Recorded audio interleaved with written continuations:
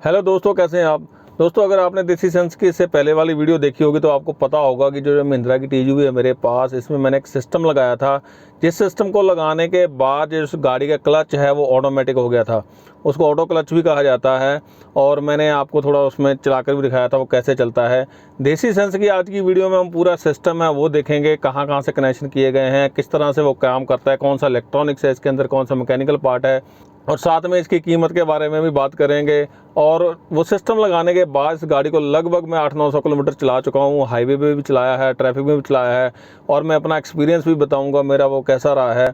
कौन कौन सी ऐसी कंडीशंस है जिसमें ये ऑटो क्लच लगाया जा सकता है, कौन सी कंडीशंस में नहीं लगाया जा सकता है, अभी तक मुझे इसके क्या जो है पॉजिटिव पॉइंट्स लगे हैं, कौन से नेगेटिव पॉइंट्स लगे हैं, ये सारी की सारी बातें हम जो है इस वीडियो में करेंगे। इसलिए ये वीडियो बहुत इन्फॉर्मेटिव होने वाली है। मेरी आपको गुजारिश है कि आप इस वीडियो के अंत तक जरूर बने रहे हैं, और अगर आप चैनल पर नए आए हैं या फिर इसको अभी तक सब्सक्राइब नहीं किया तो चैनल को सब्सक्राइब जरूर कर लें। आजकल दोस्तों इंडिया में बहुत सारी ऐसी गाड़ियाँ आ गई हैं जिनमें बहुत तरह का ऑटोमेटिक ऑप्शंस आपको सिस्टम में मिल जाती हैं। कोई CVT मिल जाता है, AMT मिल जाता है, अब IMT भी आ गया है, ड्यूल क्लच वाला आपको सिस्टम भी मिल जाता है। लेकिन ये जो ऑटो क्लच सिस्टम है ये सिर्फ और सिर्फ आपकी गाड़ी का जो क्लच होता है उसको एक तरह से ऑटोमेट कर देता है, क्योंकि ट्रैफिक में गियर तो ज़्यादा शिफ्ट होता नहीं, गाड़ी पहले या दूसरे गियर में चलती है। लेकिन सबसे ज़्यादा जो तकलीफ़दायक एक्सपीरियंस होता है वो होता है क्लच का। तो इसलिए जो इससे जो आपका ड्राइविंग एक्सपीरियंस है वो बेहतर होने की उम्मीद की जाती है जब आप एक ऑटोमेटिक सिस्टम लेते हैं पूरा, या फिर ये ऑटो क्लच लगवाते हैं। तो दोस्तों शुरुआत करते हैं, दिखाते हैं मुझे पूरा सिस्टम क्या है, इसमें क्या क्या कैसे लगा है। सबसे पहले मैं आपको दिखाता हूँ बोनेट के नीचे, वहाँ इस पूरे सिस्टम के कौन कौन से कनेक्शंस हैं वो किए गए हैं। दोस्तों, वैसे आप देखेंगे आपको यहाँ पे कुछ मेजर चेंज नज़र नहीं आएगा। गाड़ी जो है बिल्कुल वैसी की वैसी है जैसे नॉर्मल गाड़ी होती है, लेकिन थोड़ा डिटेल में दिखाऊंगा, आपको समझ में आने लगेगा क्या क्या लगा है इसमें। सबसे पहले बोनेट की तरफ ही चलते हैं।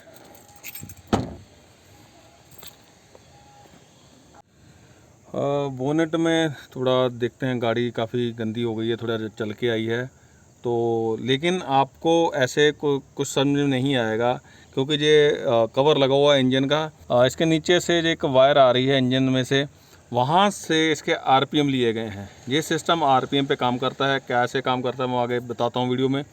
एक यहाँ से बोनेट से RPM लिए गए हैं, और दूसरा एक जो केबल है ये नेगेटिव टर्मिनल लिया गया है। पॉजिटिव कनेक्शन जो है बैटरी पे नहीं किया गया, वो अंदर मैं दिखाता हूँ कहाँ किया गया है। तो बोनेट के अंदर सिर्फ ये दो चीज़ें हैं जो यहाँ पे सिस्टम की लिंक करी गई हैं। मतलब इलेक्ट्रॉनिक, एक तो RPM लिया गया है और जो है इलेक्ट्रिकल का जो अर्थ है वो लिया गया है। अंदर दोस्तों अगर मैं बात करूँ, सबसे ज़्यादा जो चीज़ विजिबल होती है, जो चेंज आती है, वो होती है गियर नॉब। गियर नॉब, इसमें ऑन ऑफ का स्विच लगा हुआ है। यहाँ पे एक आपको गोल नज़र आ रहा होगा, ये सेंसर है। ये सेंसर दबाने से जो है क्लच सिस्टम काम करता है, यहाँ से ऑन ऑफ हो जाता है। और ये जो पुरानी गियर नॉब है, अगर मैं उसके साथ कंपेयर करूँ, वो यहाँ पे ऐसे लगी थी, तो इससे जो पूरा लीवर है उसकी हाइट थोड़ी कम हो जाती है, थ्रो कम हो जाता है। अब मुझे ये पर्सनली मैं बताऊँ तो ज़्यादा बेहतर लगता था। ऊंचे वाली गियर नॉब के साथ गियर डालना काफ़ी कंफर्टेबल लगता था। थ्रो ज़्यादा था आम गाड़ियों से, बहुत दूर जाके गियर लगते थे, लेकिन मुझे वो कोई ज़्यादा प्रॉब्लम वाली बात नहीं लगती थी।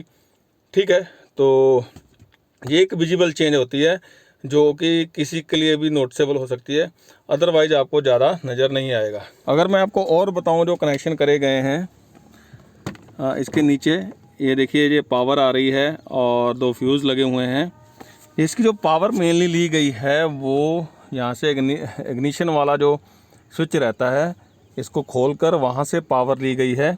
और ये इग्निशन ऑन होने पे ही सिस्टम चलता है। जब तक गाड़ी की इग्निशन स्विच ऑन है, सिस्टम ऑन हो जाएगा, लाइट वगैरह जल जाएगी, लेकिन ये काम करेगा जब इग्निशन ऑन होगी। तो इसको यहाँ से वायर में जो एक क्लिपर लगाकर जो मेन पावर है वो ली गई है। यहीं पर जो ये कनेक्शन है वो किया गया है टेल लैंप के साथ, क्योंकि ये जो सिस्टम है ये ब्रेक के साथ चलता है, और ब्रेक जब प्रेस करते हो टेल लैंप जलती है, तो उसी हिसाब से सिस्टम भी काम करता है। तो ये फ्यूज वाला सिस्टम है, ये यहीं पे लग गया है तो बंद हो गया है।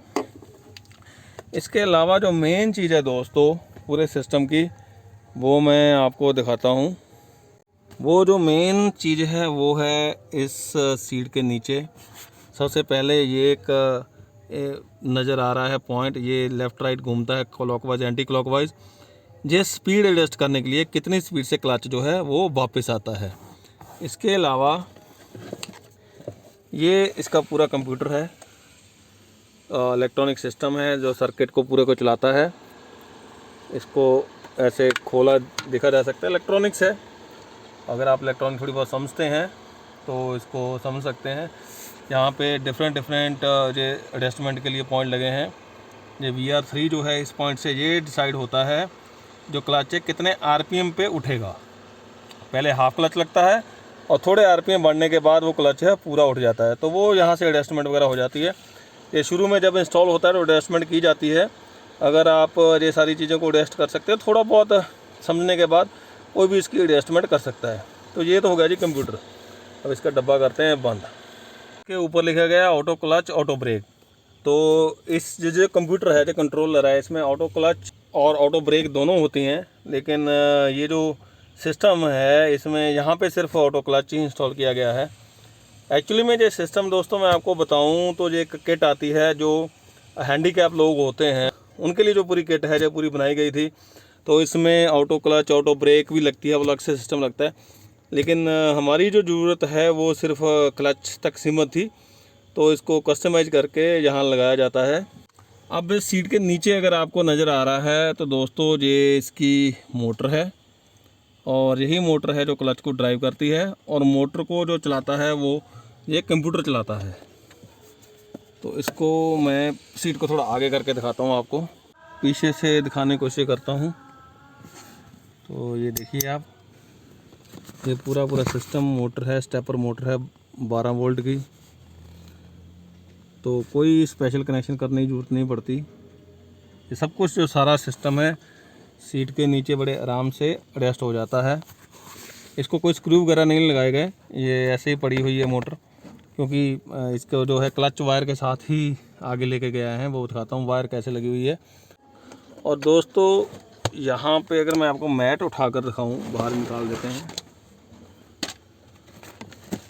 फिर थोड़ा समझ में पड़ेगा। यहाँ से जो गियर नॉब लगी है वहाँ से कनेक्शन आते हैं, वो इसी के नीचे एडजस्ट कर दिए गए हैं। थोड़ा खोल कर दिखा देता हूँ। ये एक वायर है जो कि क्लच को पूरा ड्राइव करती है। ये जहाँ मैट के नीचे से आप ऊपर देखिए चेन सिस्टम लगा हुआ है, चेन सिस्टम लगा है जहाँ पुली लगी है। थोड़ा इसको हटाता हूँ, जहाँ नीचे आपको देखिए वायर नज़र आएगी। थोड़ा इधर से देखते हैं, हाँ वायर है, वायर के ऊपर चेन लगी है, और चेन यहाँ क्लैंप वगैरह लगा रखा है ऊपर ये क्लच के साथ। तो ये इसको खींचती है वायर, और ये पूरा सिस्टम ड्राइव होता है। यहाँ पे अगर मैं दिखाऊँ आपको, गियर नॉब है। ये गियर नॉब के नीचे एक जो वायर इसके साथ जुड़ी हुई है, जिसके साथ सेंसर वगैरह लगे हुए हैं। अगर आप थोड़ा देखें तो यहाँ पे थोड़ी वायरिंग वगैरह नज़र आएगी। ये सारा इलेक्ट्रिकल सप्लाई है, सिस्टम है। जो मैकेनिकल पार्ट है वो मोटर है, और जो मैट के नीचे आपको दिखाया था वायर, वो जो आगे को जा रही है, आगे थोड़ी सी चेन वगैरह लगी है, वो है। तो ये पूरा जी ऑटो क्लच का सिस्टम है। अभी मैं आपको इसको एक बार दोबारा चलाकर दिखाता हूँ अच्छे से ये कैसे काम करता है। ये दोस्तों जो जैसे मैं गाड़ी का स्विच ऑन करता हूँ, यहाँ का स्विच ऑन है तो ये सिस्टम ऑन हो जाता है। लेकिन कुछ भी ब्रेक दबाने से, जहाँ पे सेंसर दबाने से कोई हरकत यहाँ पे क्लच पे नहीं हो रही है। अब मैं जो है इसको न्यूट्रल पे कर देते हैं, गाड़ी को करता हूँ स्टार्ट। अब आप देखिए मैंने ब्रेक दबाई थी, वो नीचे चला गया। अब मैं थोड़ा एस्केलेटर दबा रहा हूँ तो क्लच पूरा आ जाता है ऊपर। तो ये RPM पे बेस्ड है। मैंने जो RPM की सेटिंग है वो ऐसे कर रखी है कि जो क्लच है वो लगभग 1200-1300 RPM के पास जो है पूरा रिलीज़ हो जाता है। मुझे कम RPM पे चाहिए था क्लच रिलीज़, तो उस हिसाब से मैंने सेटिंग दोबारा करी इसकी। दूसरा होता है ये सेंसर। अब देखिए आप, सेंसर को दबाया, क्लच नीचे, सेंसर को छोड़ा, क्लच ऊपर। तो इस तरह से दोस्तों जो पूरा सिस्टम जो है काम करता है। देखा जाए तो एक मोटर है, एक कंप्यूटर है, बाकी जो इलेक्ट्रॉनिक्स वगैरह लगी है, प्लस ये गियर नॉब है, ये बदल जाती है, और थोड़ा बहुत कनेक्शन जो है आपके इंजन से या बैटरी से होते हैं। दोस्तों ये सारा वो सिस्टम था जो इस गाड़ी में लगा है। अब मैं अपने पहले एक्सपीरियंस की बात करता हूँ, क्योंकि मैंने जैसे बताया 700-800 किलोमीटर लगभग मैं गाड़ी चला चुका हूँ, थोड़ी उससे ज़्यादा ही चला चुका हूँ ये सिस्टम लगने के बाद। हाईवे पे चलाई है सिस्टम ऑन करके, और मैंने ट्रैफिक में बहुत चलाया, बहुत ही कह लीजिए जो बम्पर टू बम्पर ट्रैफिक में गाड़ी चलाई है। जो पहले मुझे प्रॉब्लम थी, मेन प्रॉब्लम थी क्लच दबाने की बार बार, वो अब ख़त्म हो चुकी है। वो क्लच दबाने का काम जो है मोटर और कंप्यूटर कर रहे हैं अपने आप। तो बहुत ही राहत मिली है, मैं सच्ची बात बताऊं। अब जो ट्रैफिक सामने अगर लग जाए, कहीं लग रहा है कि यार हाईवे पे ट्रैफिक लगा हुआ है या शहर में कहीं ट्रैफिक लगा हुआ है, तो जो पहले दिमाग में एक तरह से टेंशन शुरू हो जाती थी वो नहीं है। ऑटोमेटिक वाली ही लगभग फीलिंग है। थोड़ा सा आपको गियर जो है वो बदलना पड़ता है, जो मुझे एडवांटेज वाली बात लगती है। इसके साथ साथ अगर दोस्तों मैं इसके पॉजिटिव पॉइंट्स की बात करूं, सबसे पहला जैसे मैंने बता ही दिया है कि बहुत बड़ी राहत मिलती है आपको ट्रैफिक जैम में। देखो, जब फिजिकल प्रॉब्लम होती है तो उसके साथ ही मेंटल प्रॉब्लम जो होती है ट्रैफिक जैम की वजह से, वो मल्टीप्लाई हो जाती है। अब ट्रैफिक जाम सामने लगता है, थोड़ा बहुत मेंटल प्रॉब्लम बंदे को लगता है, फ्रस्ट्रेशन तो होती है, लेकिन उतनी नहीं, क्योंकि फिजिकल पेन नहीं है तो जो मेंटल पेन होती है वो भी काफ़ी कम हो जाती है। तो ये एक सबसे बड़ा इसका एडवांटेज है और यही इसका पर्पज़ था। तो जो अपना ये काम बहुत ही बेहतर तरीके से कर रहा है। अब दोस्तों इसके बाद जो मुझे एडवांटेज लगी है as compare to other automatic systems, ये ऑन ऑफ हो सकता है। क्योंकि मैं जैसे गाड़ी चलाना पसंद करता हूँ, अगर मुझे सच में कहीं ज़रूरत नहीं है ऐसी जगह पे गाड़ी चलाने की जहाँ क्लच, जहाँ पे मैं चाहता हूँ ऑटोमेटिकली प्रेस हो, वहाँ पे मैं सिस्टम को ऑफ कर देता हूँ। चाहे सिस्टम ऑन है, इसके बावजूद भी अगर मैं सेंसर को बिना दबाए जो है क्लच दबाऊँ तो क्लच दब रहा है। तो मेरे पास दोनों ऑप्शंस हैं। अब अक्सर क्या होता है दोस्तों, आपके पास अगर ऑटोमेटिक गाड़ी है, आप कोई और चलाना उस गाड़ी को चाहता है, तो उसके पास कोई ऑप्शन नहीं है ऑफ करने की। क्योंकि ऑटोमेटिक गाड़ी एमटी या फुली ऑटोमेटिक में जो मैनुअल वाला होता है ना, प्लस माइनस, वो इतना मज़ेदार चीज़ नहीं है। मैंने वो भी ट्राई करी, खास तौर पे सीवीडी में तो बिल्कुल ही भी मज़ेदार चीज़ नहीं है। एमटी में फिर भी आपको फीलिंग होती है कि गियर अप डाउन हो रहा है, सीवीडी में फिर भी वो आप मैनुअली उसको कंट्रोल करने की कोशिश करते हो, करती अपनी मनमर्जी ही है। आप होंडा सिटी या इसमें सिविक वगैरह में या किसी और जो गाड़ी अगर सीवीडी वाली आपके पास है उसमें ट्राई करके देख लेना, अगर वो पैडल शिफ्ट दिया हुआ है तो वो वाली एडवांटेज है। गियर कौन सा डलना है ये आपके कंट्रोल में है, कब डलना है कब नहीं डलना है। ये एक बहुत बड़ी एडवांटेज है इसकी। अगर कोई ऐसा व्यक्ति है जिसको ऑटोमेटिक गाड़ी चलाने में जहाँ उसको यूज़ टू नहीं है सिस्टम से, इस सिस्टम से थोड़ा यूज़ टू होना पड़ता है, तो वो आप इसे ऑफ कर दीजिए, तो आपके जो बिल्कुल नॉर्मल जो कार आती है वो वैसी बन जाती है। तो ये इसके दो सबसे बड़े प्लस पॉइंट्स हैं। और तीसरा पॉइंट है जो प्लस भी है नेगेटिव है, वो इसकी कॉस्ट, जो मैं वीडियो में आगे चल के बताता हूँ मुझे कितने का सिस्टम पड़ा। कॉस्ट देखिए, अब किसी के हिसाब से प्लस भी हो सकती है माइनस भी हो सकती है, तो मेरे हिसाब से वो प्लस पॉइंट ही था, क्योंकि सिस्टम की जो कॉस्ट है वो बहुत ज़्यादा नहीं है। अगर मैं कोई ऑटोमेटिक ऑप्शन लेता इसी मॉडल में, तो वो जितनी मुझे कॉस्ट पड़ती उससे कम ही जेब का सिस्टम लगा। अगली एडवांटेज दोस्तों वही है कि ये सिस्टम है ये रिमूवेबल है। कल को मैं गाड़ी का चेंज करता हूँ, कभी मन करता है तो मुझे ऑटोमेटिक ऑप्शन चाहिए, तो मैं सिस्टम को दूसरी गाड़ी में शिफ्ट करवा सकता हूँ। जो भी इसकी इंस्टॉलेशन कॉस्ट होगी थोड़ी बहुत, वो देकर सिस्टम यही चलता रहेगा। ये एक इसकी और एडेड एडवांटेज है। अब दोस्तों बात करते हैं इसके जो नेगेटिव पॉइंट्स वो क्या है। सबसे पहला नेगेटिव पॉइंट ये है कि आपको इसके साथ यूज टू होना पड़ता है। हर किसी का ड्राइविंग स्टाइल अलग रहता है। मेरा ड्राइविंग स्टाइल ऐसा है कि जब शहर के अंदर मैं गाड़ी इको मोड में चलाता हूँ तो मैं बहुत ही लो आरपीएम पे हायर गियर शिफ्ट कर लेता हूँ। अब ये देखिए, कई जगह पे क्या होता है कि शहर में 50 की स्पीड की लिमिट होती है, तो ये गाड़ी जो है ये आराम से 50 की स्पीड ले लेती है 5वें गियर में। मैं एस्केलेटर से पैर उठा देता हूँ, 45 और 50 के बीच में गाड़ी अपने आप जो है रेंगती रहती है, इतने लो आरपीएम पे है। तो इस वजह से इस सिस्टम में मैंने जैसे बताया ये आरपीएम से इनपुट भी लेता है। इसकी जो पहले सेटिंग थी ये 1500-1400 आरपीएम पे जाके जो वो फुल क्लच रिलीज करता था। मुझे चाहिए था कि वो लोएस्ट आरपीएम पे भी फुल क्लच रिलीज करे, इसलिए मैंने इसकी थोड़ी रीट्यूनिंग करी। तो अभी जो गाड़ी है मैंने अपने हिसाब से, जो मेरा ड्राइविंग स्टाइल है उस हिसाब से पूरी तरह से इसको रीट्यून कर चुका हूँ। और ये एक थोड़ी सी डिसएडवांटेज कहूँगा कि आपको इसके साथ यूज टू होना है। क्लच है वो एक कंप्यूटर के हिसाब से चल रहा है, अभी आपके हिसाब से नहीं चल रहा है। दूसरा दोस्तों इसका जो डिसएडवांटेज मुझे लगा रिवर्स गियर में। रिवर्स गियर में जब भी हम गाड़ी रिवर्स करते हैं तो हम हाफ क्लच का इस्तेमाल करके करते हैं, पावर भी उससे लेते हैं। मुझे इस सिस्टम के साथ गाड़ी को रिवर्स करने में ऐसी जगह पे जो प्लेन नहीं है, गाड़ी को ऊपर चढ़ाना है किसी जगह पे और रिवर्स में चढ़ाना है, मुझे ये सिस्टम बहुत कंफर्टेबल नहीं लगा। तो उस समय मैं इसको ऑफ कर लेता हूँ। रिवर्स में हमेशा पार्किंग में भी गाड़ी लगानी है तो मुझे थोड़ा सा उसमें प्रॉब्लम रहती है कि जो क्लच कितना उठ रहा है वो अलग अलग स्पीड पे अलग अलग होता है। तो ज़्यादातर मेरे रिवर्स से गाड़ी है वो मैनुअल में ही करता हूँ, ऑटो क्लच का इस्तेमाल नहीं करता हूँ अगर गाड़ी प्लेन जगह पे नहीं खड़ी है। तो बाद एक और कॉम्प्रोमाइज़ करना पड़ा, वो ये था कि ये जो ट्रे है ये पहले ड्राइवर सीट के नीचे थी, लेकिन वहाँ मोटर वगैरह और कंप्यूटर जो सेट हो चुके हैं, इस वजह से वहाँ जगह नहीं बची। तो इस ट्रे को ऐसे ही जो पैसेंजर सीट है उसके नीचे रखा हुआ है। तो दोस्तों अगर मैं एक और डिसएडवांटेज की इसकी मैं बात करूँ, वो ये है कि ये आपकी गाड़ी के में एक्सटर्नल चीज़ लग रही है। देखिए अब लगाने वाला कोई कुछ भी कहे, इसके साथ आपकी गाड़ी अगर कंपनी की तरफ से वारंटी में है तो उस पर असर जरूर पड़ सकता है। कोई कंपनियों को बहाना चाहिए होता है कि वो आपकी जो वारंटी क्लेम है गाड़ी का उसको रिजेक्ट कर सकें।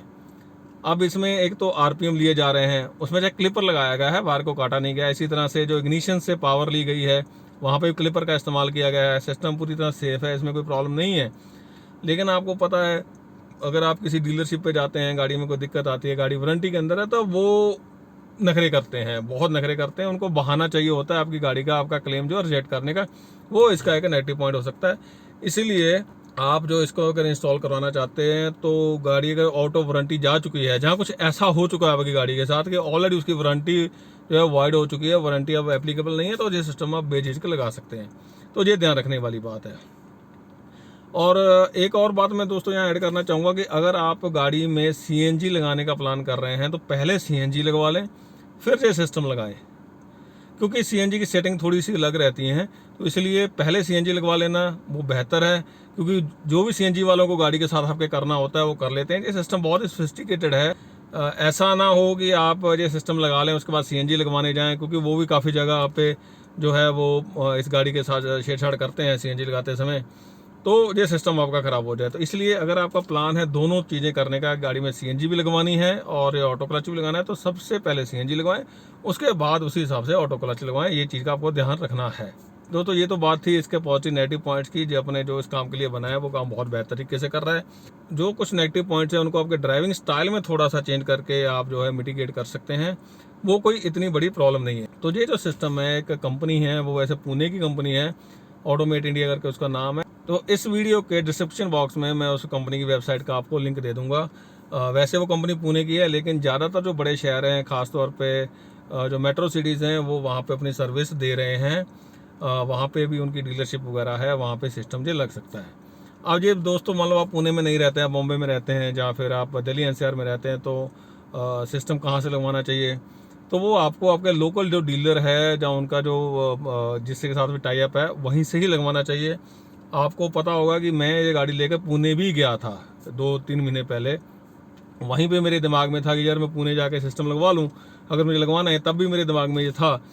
मैंने उनसे बात की, उन्होंने मुझे ये बोला कि अगर आप पुणे से सिस्टम लगवाते हैं, उनकी मेन हेड ऑफिस से लगवाते हैं, तो अगर मुझे उसकी सर्विस दिल्ली में चाहिए होगी तो वो पेड होगी, उनका कोई अपना एग्रीमेंट होगा उनके जो डीलर वगैरह उनके साथ। तो वो एक डिसएडवांटेज थी। कॉस्ट का मुझे बहुत ज़्यादा बेनिफिट था नहीं, तो इसलिए मैंने प्रेफर किया तो इस सिस्टम को दिल्ली एनसीआर में ही लगवाया। बेहतर है आप अपने शहर में ही लगवाएं जहाँ पे भी इसकी सर्विस अवेलेबल है, तो ताकि आपको अगर बाद में कोई दिक्कत आती है तो आप इसकी पूरी सर्विस ले सकें। कंपनी ने इसके साथ 1 साल की जो वारंटी टाइप है, कह लीजिए कुछ भी, वो दिया है, भरोसा दिया है कि अगर कोई दिक्कत आती है तो उसकी रिप्लेसमेंट वगैरह कर देंगे या उसको रिपेयर करेंगे, जो भी करना है। मोटा मोटे दोस्तों इसमें कॉस्ट की बात करूँ तो वो जो है 50,000 के करीब पड़ता है। तो इसलिए मैं कह रहा था, अब किसी के लिए जो नेगेटिव पॉइंट भी हो सकता है, इसका पॉजिटिव पॉइंट भी हो सकता है। मैं इसको पॉजिटिव पॉइंट देखता हूँ, अगर मैं सेम मॉडल गाड़ी को AMT में लेता हूँ 60-70 हज़ार का वहाँ पर भी जो गैप होता है, और उसके बाद मैं सिस्टम को उठाकर किसी दूसरी गाड़ी में मैं शिफ्ट नहीं कर सकता। तो मेरे लिए जो एक पॉजिटिव पॉइंट था, जो 50,000 के करीब आपका खर्चा जो है गाड़ी के ऊपर पड़ता है। गाड़ी कोई सी भी हो, कोई फ़र्क नहीं पड़ता, सेम सिस्टम है लगभग, थोड़ी बहुत ट्यूनिंग होती है डिपेंडिंग ऑन पेट्रोल, डीजल या फिर CNG। तो अगर आप इस सिस्टम के बारे में कुछ और जानना चाहते हैं, आपके कोई सवाल हैं, तो आप जो कमेंट बॉक्स में लिखकर जो है पूछ सकते हैं। और मैं फिर गुजारिश करनी चाहूँगा कि अगर आप इस चैनल पर नए आए हैं या फिर अभी तक सब्सक्राइब नहीं किया तो चैनल को सब्सक्राइब जरूर कर लें। इस वीडियो को अंत तक देखने के लिए आपका बहुत बहुत धन्यवाद।